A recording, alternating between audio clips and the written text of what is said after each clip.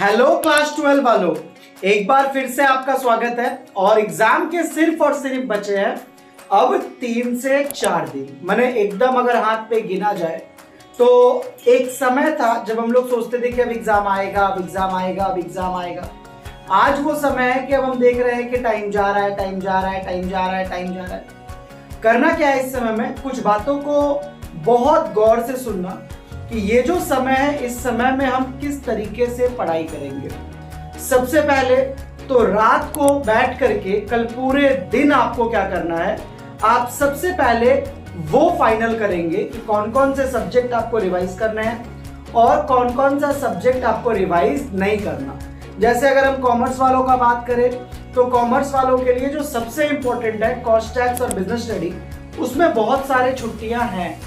लेकिन अगर अकाउंट्स और इकोनॉमिक्स का बात करें तो शायद उसमें एक भी दिन छुट्टी नहीं है। तो ये जो 2-3 दिन आपके पास में अभी हैं, आपको नो डाउट हिंदी और इंग्लिश पढ़ना है, लेकिन इसके साथ साथ आपको इसी 2-3 में इकोनॉमिक्स और अकाउंट्स को भी रिवाइज करना है। अच्छा, रिवाइज कैसे करेंगे सर? क्या पूरा का पूरा बुक पढ़ेंगे या एमसीक्यू सॉल्व करेंगे? नहीं। अगर आप देखो तो मॉक टेस्ट पेपर बहुत इंपॉर्टेंट है। ये वो समय है जब रिवीजन कैसे करेंगे, मॉक टेस्ट पेपर से।